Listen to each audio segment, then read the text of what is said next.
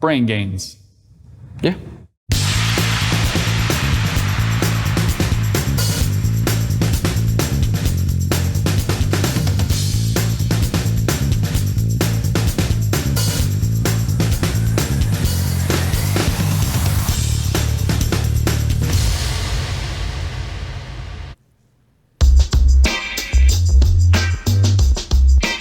Hello everyone and welcome to Brain Gainz. My name is Tyler, this is my good friend Alec, and we are coming live from Bodybuilding.com headquarters. Good to have you here. Alec, how you doing, man? 3 words, sore shit. Sore as shit. What's going on, man? Some dads this morning. Yeah, that's what I'm talking about. Don't forget, guys, this is an open format show, so if you have any questions about what we're talking about today, feel free to throw those in chat. We'll do our best to answer them. Or if we miss you, make sure you send them to brain.gainz@bodybuilding.com. So, Alec, today, we were talking about sups on a budget, just like we talked about in our little promo yesterday. What does that mean? So in this case, a lot of, I would say a huge chunk of our demographic, they're 25 or even younger now, probably like 20 to... The 18 to 32 audiences, right, about bodybuilding? The generation that's popping into college right now, they've probably started school the last week or so. It's essentially, how are you able to afford your fitness lifestyle while going to school, or even just life in general? So the supplement stacks from we're going to address a good, better, best system on what would work for you on your budget in this case. So we've all been there. I know that with my undergrad, I still was using subs and was able to afford some things, but I mean, you got to choose wisely on what you're doing. But yeah, so when it comes to marketing products and brands talking about supplements, a lot of times it feels like they're telling you need to buy every one of these things, and buying every product every month can absolutely stack up, and it can be super intimidating, and it can be really heavy on people's wallets if they follow through with everything that they're told they need to have. So we wanted to give our viewers a little bit of guidance about what may be the best way to go about what do you approach first, what do you approach second, just like Alex said, a good, better, best situation.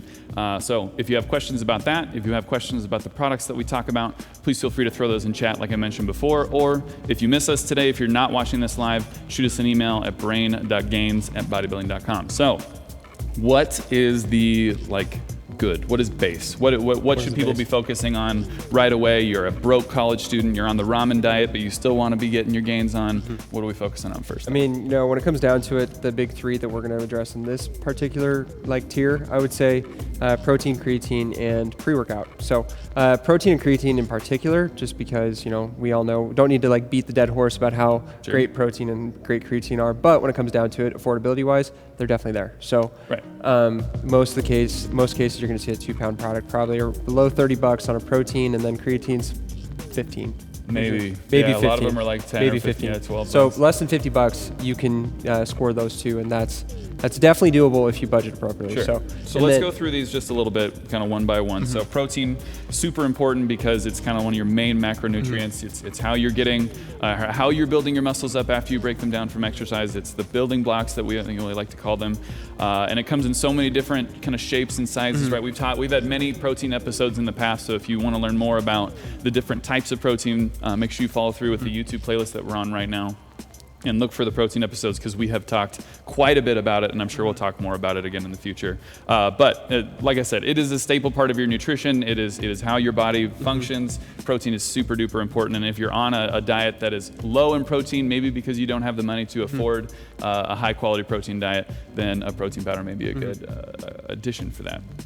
Creatine. Why don't you talk a little bit about why I like creatine so much? I know our viewers love asking about creatine because there's a lot of misconceptions. Why do you take creatine? I take creatine for the power output benefits, the recovery aspect. A lot of it is, depending upon how you train. If you use a resistance training method with weights, you're going to probably be utilizing power structures. So creatine is key on that perspective, because just the amount of data, if we had it every printout of every study up here, would be way high. Very so stacked, yeah. That is the big one. Is there's just so much data behind it. It's really hard to argue the science on that. Creatine's great, and frankly, you can put it in with anything. If you choose to drink it with your orange juice in the morning, if you choose to roll that way, if you choose to just toss it into a fruity beverage or whatever, you can mix it with your milk if you wanted to. Because it doesn't taste like anything. It doesn't taste like crazy. anything. I would recommend it just with water though. If it's unflavored, it's not the best. It's a little gritty. Yeah. But creatine's awesome when it comes to that. And again, like I said, the affordability of it, just because it's been around for so long. It's solid, yeah. It's a commodity at this point. It's so, if you are purchasing a creatine product that is more than $15. Yeah, and the wild part is like that $15, that's not 30 servings like a lot of products. It's usually like 60 to 90 servings. So it's just a very cheap material for us to make product with. And thankfully, not only is it super cheap for us to make, thus super cheap for people to buy, it is also super effective.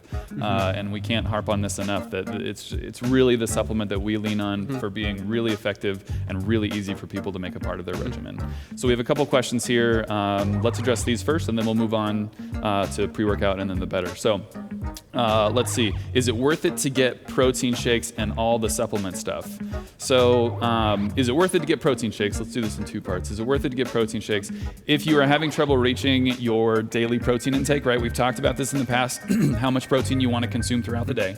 If you're having trouble hitting those macros, then yeah, sure, having a protein in there is super helpful. If you're kind of at your maximum amount of protein per day, if your diet is good and it's full and it's high quality, then having a protein shake may not be necessary for you. Like we always talk about, these are supplements, and it's easy to forget that means it is a supplement to what already should be a full diet. So, like for instance, depending upon your grocery store, you can find a 3 to 5 pound bag of chicken for probably around like $6-7. So, and have mind you, if you're trying to get all your protein from that, you're going to burn through that relatively quickly. Sure. Whereas like a ton of protein, you can last longer to supplement on that. So that's why that exists. It's we're not saying just buy a gainer or buy a protein and just roll with that. It's meant to supplement your diet if you're unable to reach those nutritional needs a day. Sure. So. And in the second half of that question, all that supplement stuff, we're going to talk about some of that supplement stuff today. And then if you have specific questions about products or ingredients, make sure you shoot us an email and we'll get back to you on that. Patrick from Facebook, how does the BBCom pre-workout compare to C4? So this is actually a really good question because there's a lot of crossover in ingredients, especially the newer C4 Extreme version. C4 Extreme actually is the first time Nutrabolt has listed out all the ingredients and all the weights of their products, so it's really easy to read and compare.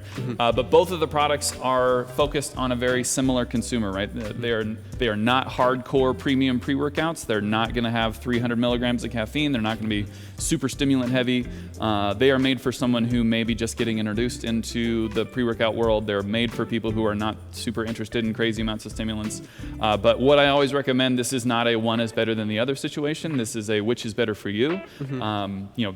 Try a C4, try it until the bottle runs out, and then try a BBCom, try it until it runs out, see how you feel at the end, and then make the decision for yourself, because the answer is going to be different for, well, pretty much everybody. Yep. So, and we got a YouTube question from Joshua. I'm a college student. How important are BCAAs? For reference to that, if you want to watch our previous episode of this, we kind of dove into hydration and amino acids. One episode backwards. We can really answer that for you without kind of taking away time from what we're kind of going about today. It depends on a variety of factors. So whether you are not getting enough protein a day and you choose to do that, you can do that. It's kind of we did a good, better, best system. Kind of that's a similar kind of theme we like to do with these episodes, because there's not just one answer to everything. A good, better, best system for this, it'd be BCAAs would be the kind of the good level in terms of that. So yeah, they're fine. They're fine with that. One more before we move on. Does creatine make me bloated? Some people, when they consume creatine monohydrate, do retain a little bit more water. Creatine is what's called an osmolyte. That means that wherever it is, water will follow, and that includes the inside of your cells. So if you consume extra creatine, especially during a loading phase, some people consume creatine 5 grams a day, and then some people do a loading phase where the first week they consume 20 grams a day, and then they go down to 5. During that loading phase, that's a lot of creatine, and so you may feel like you're retaining a little bit of extra water. It's not dangerous. It actually helps with thermal regulation, so that's super nice, but you will notice it. So be aware. All right, so let's talk about pre-workouts. Why do we have them in the good section? Why is that like the first thing people might consider looking at? So thankfully, with the variety of pre-workouts out nowadays, there's a lot of ingredients that kind of really focus on a performance benefit for you. So with these, you're getting these elements of a supplement that you might not get from your diet alone, which is it's a convenient play, absolutely, but from your benefit of consuming it it's just a ton of data, ton of focus on overall sports performance when it comes right? to I these. mean, one of the main ingredients of a pre-workout, and again, we're going to keep saying this, but we've talked about this before in episodes, and if you want to learn more about a single specific topic, feel free to browse through that playlist and find one that's a little bit more specific, because today's topic is very broad. We're not diving in anything super deep. But caffeine is one of the main ingredients of pre-workouts, and there's a lot of studies that show, like Alex said, not only will you see increased power and increased ability to have an intense workout with a pre-workout, it's motivation, right? You're going to have the energy to get out of bed and go to the gym, and even if you're able to do that 2 or 3 extra days a month, like that's going to make a difference over the course of a long period of time. And so we always recommend pre-workouts are great, like I said, not only for ergogenic benefits but for motivational cognitive benefits as well. So that's why we throw it on there. Before we move into the better section of this one, we wanted to do just a quick plug for our own website here, Bodybuilding.com. Make sure you go check out the website right now, because we are doing a viewer-wide voting for the BBCom Supplement Awards. So we want to hear what you have to say about your favorite supplements. There are a bunch of different categories, and not only supplements, but programs and influencers, and we want to know what you guys think we are doing right. So head over to Bodybuilding.com, check out the voting, and let us know what you think. We'd love it. Let's see, how important is pre-workout from Zen on YouTube? We just mentioned it's pretty important. Best tasting chocolate protein powder, and go. Man, I mean, I've heard of one brand that I hear is very good. Actually, no, we tried really hard on the Bodybuilding.com way, and I know that sounds like a super mega BBCom like self plug, but I mean, Alec and I both got to be on the tasting panel for that chocolate and got to put in our own personal preferences. Taste is 100% subjective, and so my favorite chocolate is absolutely not going to be your favorite, and it's not going to be Alex, and it's not going to be the cameraman's, and everyone is going to have a different favorite. So make sure you try multiple and find your favorite as well. Let's see. Let's move on to the better section. Alec, fish oil. So these are, guys, remember, this is after you feel like you have gone through all of the good supplements, you have a good base of supplements, your diet is good, you're exercising well. What is the next step? What are the products that we recommend may be able to take you to the next level? So we have fish oil as second. Why fish oil? Fish oil, so from omega-3s, that frankly, unless you, like myself, I really truly despise the texture of fish. I don't enjoy eating it. The benefits of fish, I acknowledge, but it's much more convenient for me just to have a fish oil supplement before I go to bed and go that route. I think you get the benefits of omega-3s for the support, like healthy heart. The American Heart Association is fully behind that. Sure. As well as, hasn't there been a little bit of study in terms of joint health?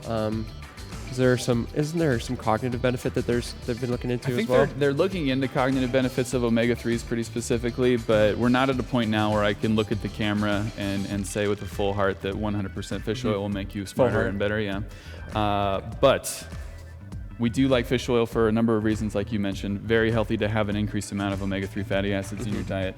Really great for your heart, really great for your joints. And then I believe there's actually a little bit of association with late onset muscle soreness with fish oil as well. So interesting.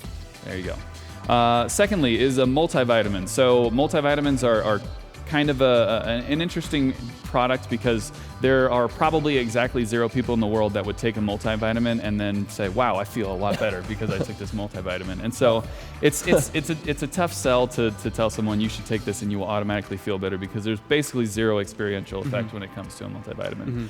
But it is also really difficult to make sure you are getting 100% of your recommended daily intakes of every vitamin and mineral that the FDA recommends.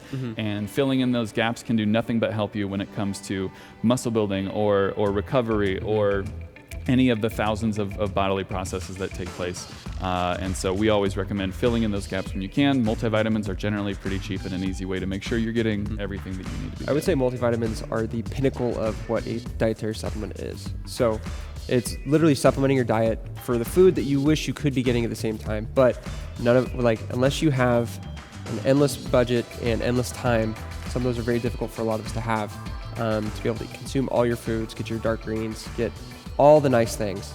That's why multivitamins exist. Again, if you're on the pickier eating side as well, getting those, the daily value percentages that a multivitamin is able to provide you is really important. There you go. Here's a good question for you, Alec.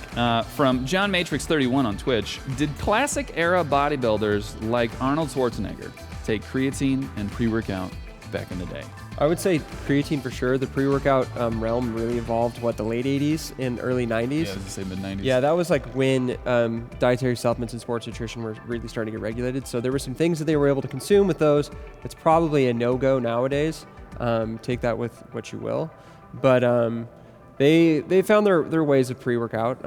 I can't speak directly for what Arnold did, but black coffee's been around for a long time. Arnold, if you're watching, we'd love to have you on the show to tell us all about your Please. supplement regimen back in the day, or even what it is today. Love it. You're still killing it.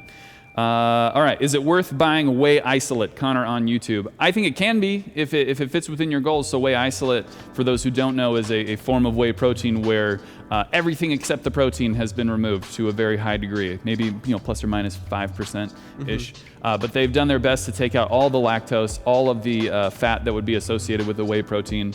They may not have gotten all of it, like I mentioned, but most of it has been removed. And so the idea is that you are consuming a protein without all the excess calories. So a calorie count for a serving of whey isolate may be smaller than it is for like a whey concentrate or a hydrolysate or whatever.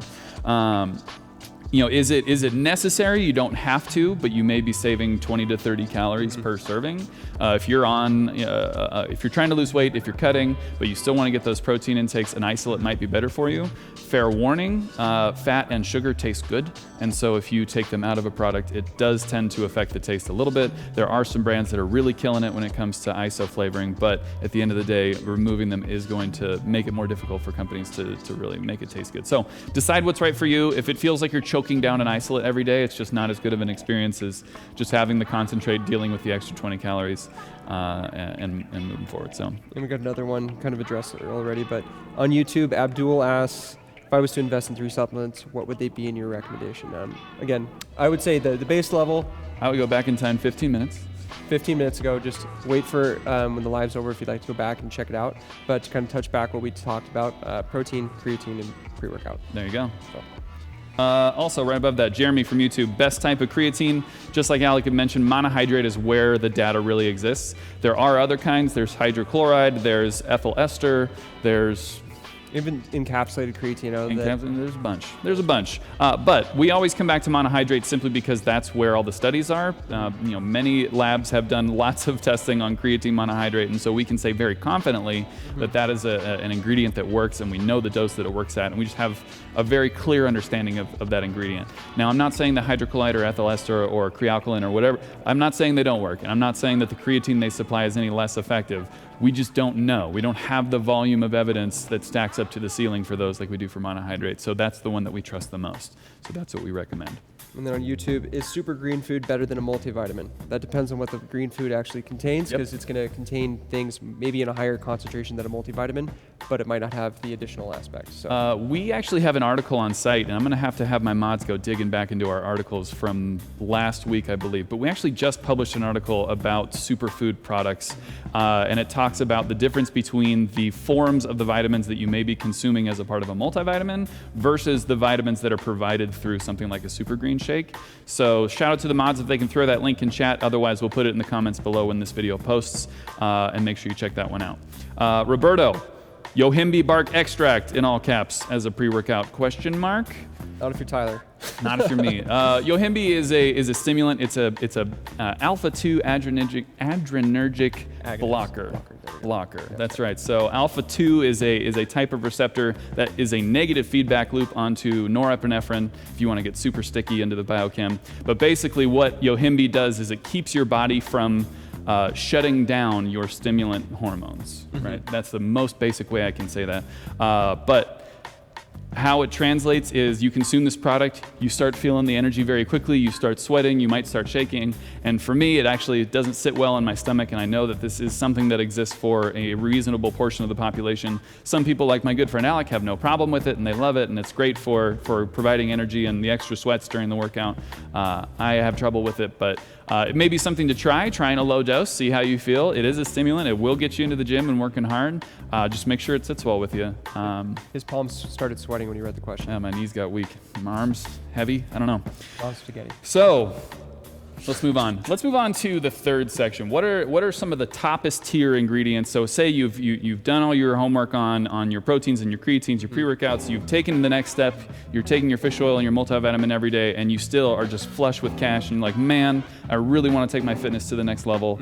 What is that next level? So there's a couple things that we have listed here that are getting a little more kind of response in terms of being included in formulations. But the big two are HMB, which is beta-hydroxy-methylbutyrate, beta-methylbutyrate, excuse me. You did really good. Thank you, I tried. It's tough. And then PeakATP, which is something Tyler can definitely dip into a little heavier than myself. But essentially it's let's play with your mTOR pathway and let's kind of fiddle with your ATP production a little bit more. So energy is what we're messing with. It's trying to make your body as efficient as it can be when it's performing exercise with these. All right, so HMB is, we see it in a couple products, mainly focused on recovery products, something you take after your workout.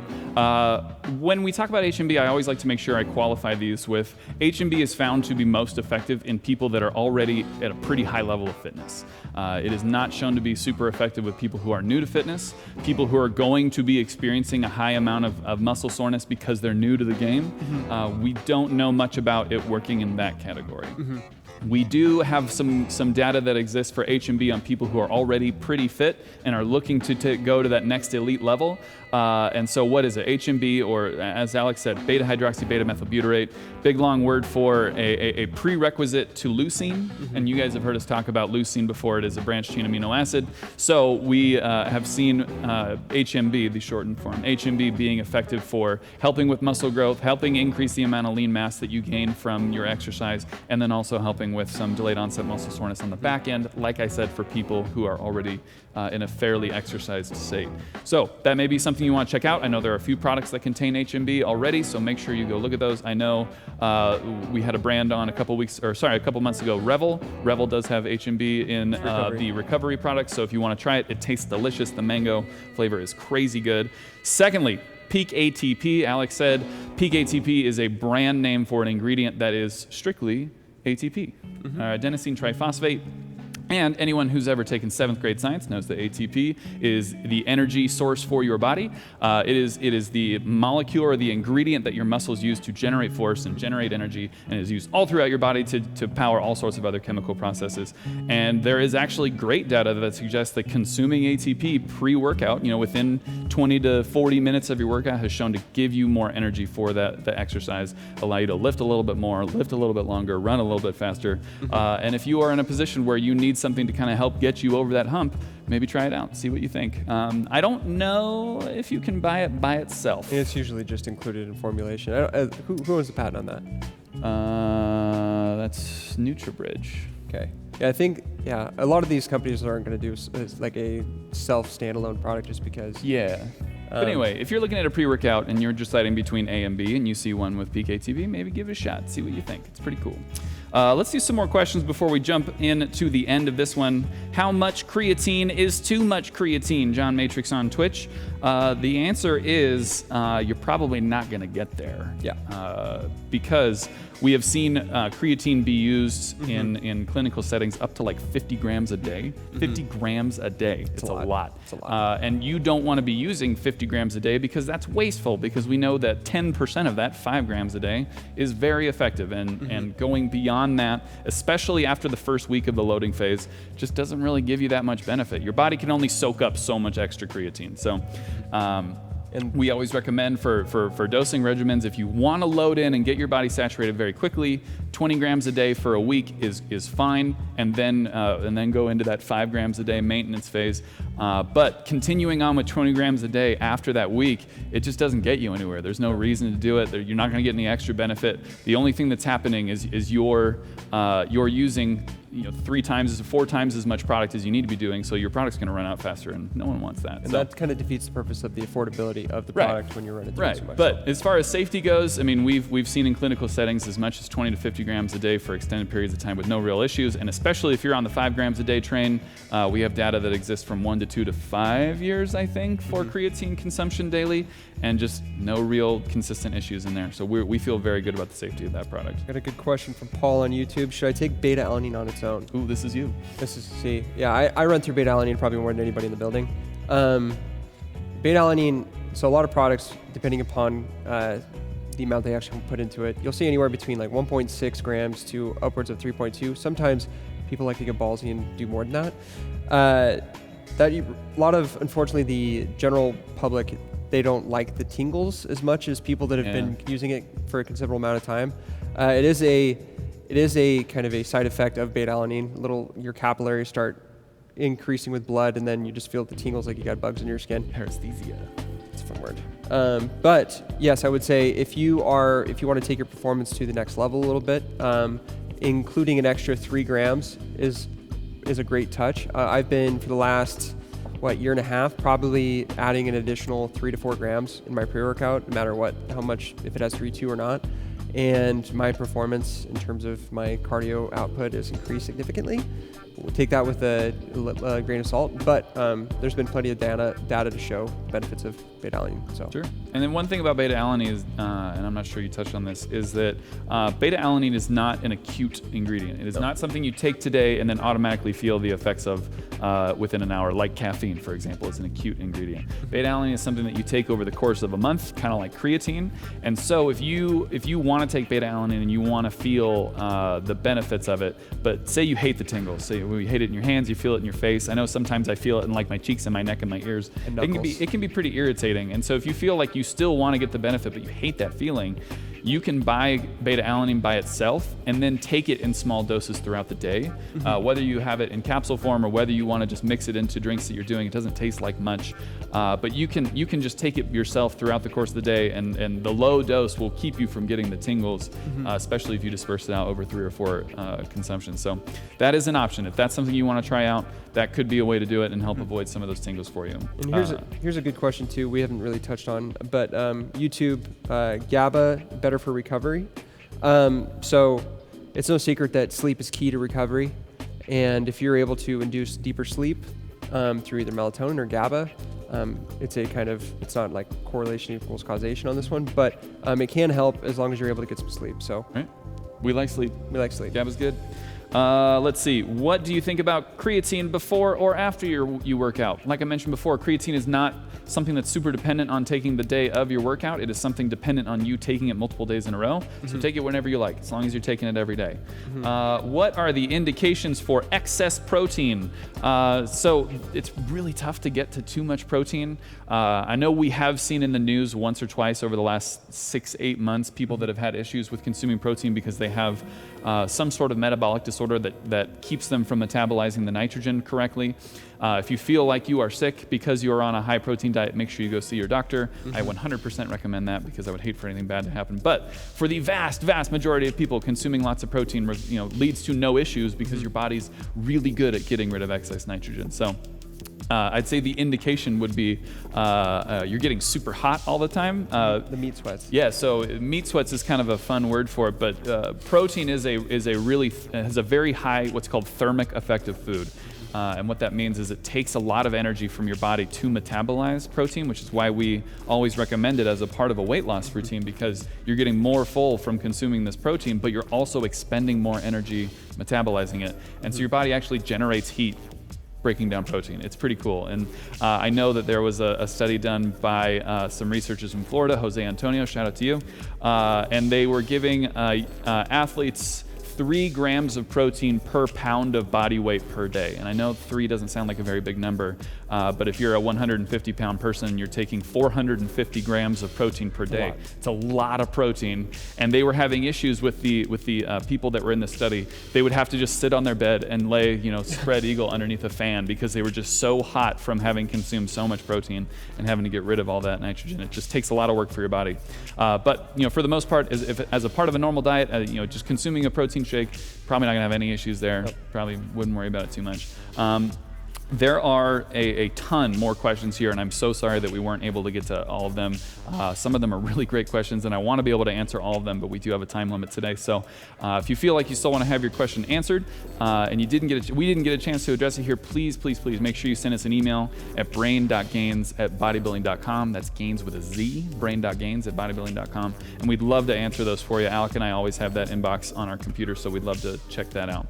So before we get rid of you guys for the day, let's talk about some new products that we have on site. Alec, you want to take it away? Yeah, so EVL came out with a Keto BHB product. So for our keto friends, this product can aid in energy production when you're in a ketogenic state. There you go. As well as a lean mode plus probiotics, so if you want to do a 2-for situation. Nutrex came out with Lipo6 Dynamics, Gaspari Sports Proven Egg. It's a protein. And then Genius Brand, we just launched. Genius Brand. So our friends over there, most of their line, we kind of teased it last month, but right now, so I'm going to list them all off real quick. Big. Genius L-Arginine, Genius Creatine Powder Matrix, Genius Mushrooms, Genius Electrolytes, Genius Joy, Genius Test, Genius Pre, Genius Pro GT, Genius Diet Pills, Caffeine, Burn, Heart, whole 9 yards. So if you're have a bit of a if you're a genius, if you are following that brand, hop on Bodybuilding.com and just take a look at them. Yeah, we're super excited to have them. They were mostly almost all on Amazon before, so it's really cool we get to have them on. Absolutely. And then on top of that, we have some flavor additions. Ty, you want to take it away? Yeah, so we have a couple more flavors. BSN Syntha-6 Cold Stone Creamery Series. Cookie, donut, you want some. Feels pretty good. Optimum Nutrition Gold Standard 100% Isolate now has a slow-churned caramel ice cream. And finally, Extend is bringing the Natural Zero Extend Orange Passion Fruit, Strawberry Kiwi, and Blueberry Lemonade. Sounds solid. Besides that, guys, we do have a buy one, get one sale going from yesterday to today to tomorrow. That's the 22nd through the 24th. And then finally, just one more quick reminder for you to vote on the BBCom awards that are available on the homepage right now, Bodybuilding.com. We would love to have you. Every product that we listed just before now, all those links will be in the description below, so make sure you head over to the YouTube video. But that's all we have for you guys today. Thank you so much for being here for Brain Gainz. Hopefully we will see you next time. Until then, keep on lifting.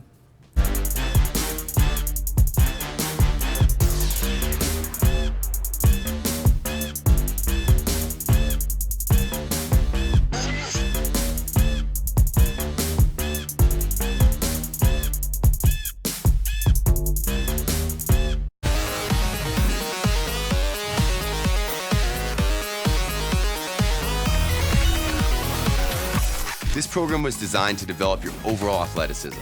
We created Mind Body Fit to help women achieve all over wellness. You'll find tons of articles on nutrition, exercise, and even beauty. Shoulders define your upper body. Just add these 2 workouts into your split each week to build bigger and more defined delts. With my Kingmaker program, you'll build muscle and a special kind of mental toughness that can overcome any challenge. With MetaBurn 90, all you'll need is a few dumbbells and 30 minutes or less a day to burn fat and achieve peak fitness in a very short, concentrated amount of time. Everything is laid out for you in detail. We're positive you'll find unique pieces that will help you feel your best every single day. Control your world, but it all starts with you. Only at Bodybuilding.com, all access.